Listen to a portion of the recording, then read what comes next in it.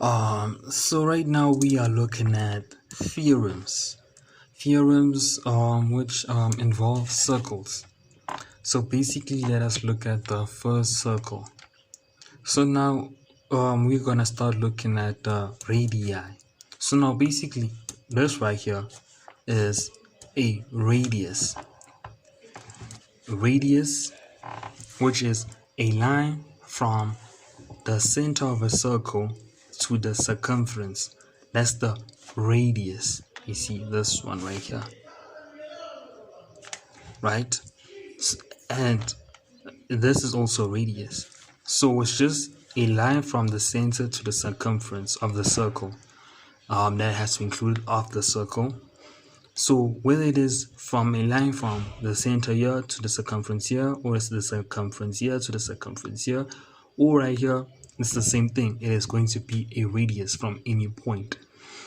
A radius and another radius are referred to as radii. A multiple term for radius.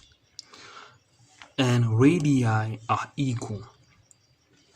Whether it is a radii from here to here, to this point of the circumference, or from this point to the center to this point, radii are equal. The lines of radii are equal. So now let us look at theorem 1. So now looking at theorem 1, the line through the center to the midpoint, the line through the center right here to the midpoint of a chord is perpendicular to the chord. So a line from the center to the midpoint of the chord, this is the chord. We will look at the properties of the circles, but for now it will be explained in the other video. But anyway, this is the center, this right here is the chord. The line running from the center, running through the center to the chord of a circle, which is, the midpoint, as we have put in M. Midpoint is super important, is perpendicular to the chord. So this line here, which touches the midpoint of the circle, runs through the center to the midpoint of the chord, becomes perpendicular to the chord. That's theorem 1. Also mentioning the fact that since it is the midpoint, that means this side is equal to this side, because this is the point in the middle. Therefore, a line running from the center of the circle to the midpoint of the chord is perpendicular to the chord. That's theorem 1. Now looking at the converse of theorem 1. The line through the center of a circle perpendicular to a chord bisects the chord. So basically, the line through the center, let's say the center of the circle is right here, perpendicular to a chord. Let us say this here, this right here is the chord. So now they're saying a line through the center of a circle perpendicular to the chord. Line running through the center perpendicular.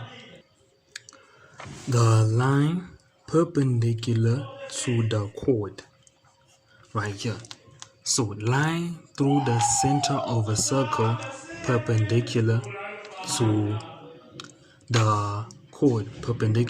the chord, bisects the chord. Therefore it divides the chord in half. Therefore meaning the line moved from this point here, the center of the circle, to the midpoint, and is to the perpendicular, to a chord, perpendicular to a chord, chord of from the center, bisects the chord. Therefore, we will say divides it in two, as in by. That is the converse of theorem 1. Looking at this theorem right here, theorem 2. A line which perpendicularly bisects the chord passes through the center of the circle. A line which perpendicularly bisects the chord passes through the center of a circle. So it is a line that perpendicularly bisects, let us say this is the chord right here. This has relation to theorem 1, but anyway, this is theorem 2. Perpendicularly bisects the chord. So basically, let us say this is the line.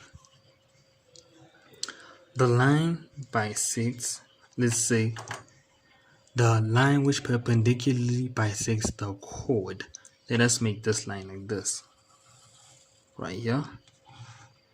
The line is perpendicular to the chord, right? And bisects the chord. This line right here.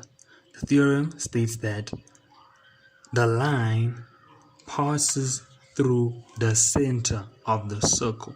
So that means right here, around here, will be the center of the circle. This is theorem 2.